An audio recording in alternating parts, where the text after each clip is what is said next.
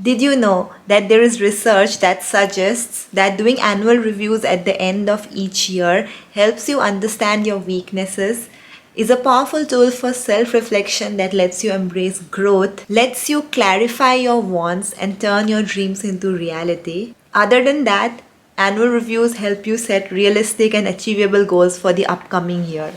Personally, I've been performing annual reviews since I was 15 years old. I always had this habit of writing my feelings down in a journal, and at the end of every year, I used to just flip through the pages, write down the highlights of each month, write down my biggest lessons, and plan out my next year.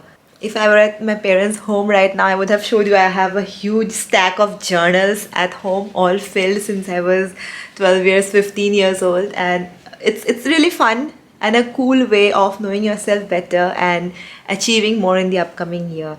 It also helps you plan your year better and assess how you performed in the previous year. That said, performing an annual review on your own isn't that easy, which is why I'm here to help you.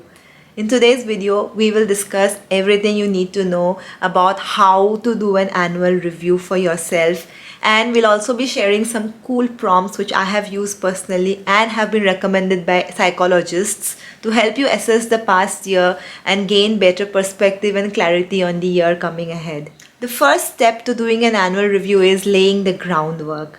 This includes 3 steps. The first is have pen, paper, or a computer or your phone, any device where you'd like to perform your review on. You definitely can't be doing it in your head. You would need to write or type your lessons down. The next thing you would need is at least 2 or 3 hours of uninterrupted time.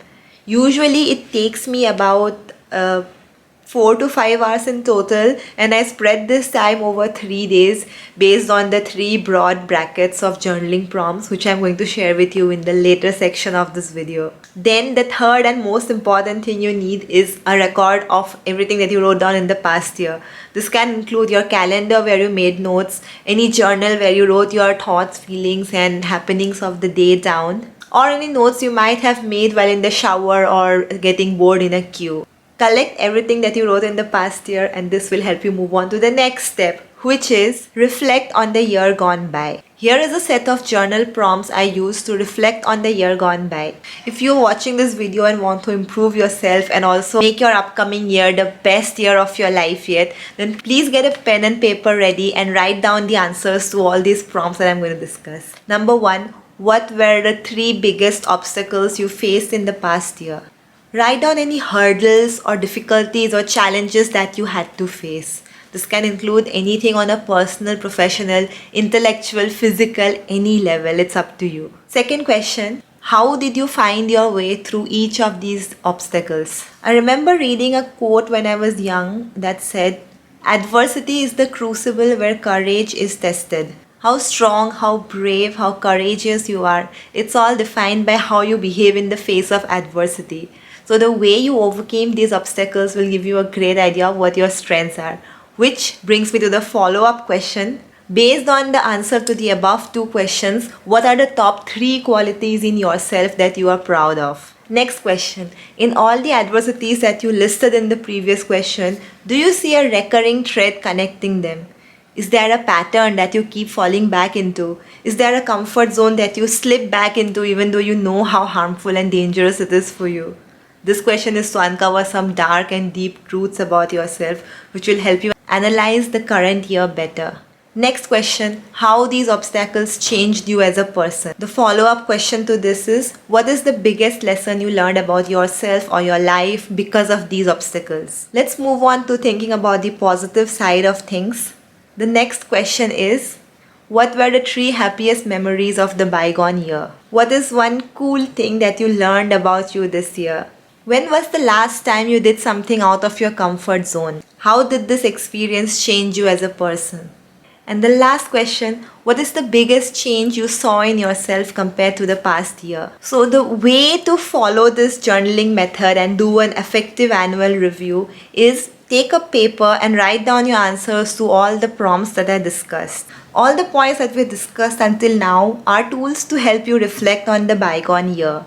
Next, our third step in carrying out an annual review is carrying the lessons from your self-reflection forward onto the next year. The first question is, have you figured out what you want to do for the rest of your life? I know this is a very hard question to answer, but remember, you are writing in a piece of paper that nobody else is going to see. You are the only person who is going to read this, so this is like a note to yourself, a reminder of who you want to be and where you currently are. And if your answer to this is no, then that's alright. You're not supposed to have everything figured out right now. Just write about a current goal that you want to achieve. For example, if you're a singer, maybe you want to land a movie deal. Or if you're a writer, maybe you want your book to be a bestseller. So any kind of goal that you have currently, just you can write that down. The second question in this section is, in relation to your current goal or your vision of where you want to be, what are the top 3 skills that you learned in the past year? Here, don't mention just any skills, but only include the skills that will help you move forward on this journey towards your vision or your goal. Third question is another hard-hitting one. Based on your current pace, how much time would it take for you to reach your goal? Yes, this is going to require some brutal honesty on your part, but trust me, the way you answer them will define your life, not just the next year. A follow-up question to this is, how happy or satisfied are you with this time? Example, do you want to get there quicker, or do you think this is too soon and you need some space and time to actually reach your goal? If your answer to the above question is no or dissatisfied, then the follow-up question here is, what is something that's in your control that you can do today or over the next year to make sure that the pace increases or decreases as per your requirement? This means, what else do you need to do in the coming year to speed up the process of reaching where you want to be? The next question is, does this involve reordering your priorities? What is something that you're currently prioritizing that you don't actually need to do? For example, I always tell myself that my goal is to get a six-pack. I want to get a six-pack, I want to look good, feel strong, feel amazing. But I don't do anything. Like, I have never tried looking up the diet to get a six-pack. I've never tried doing specific ab-focused exercises.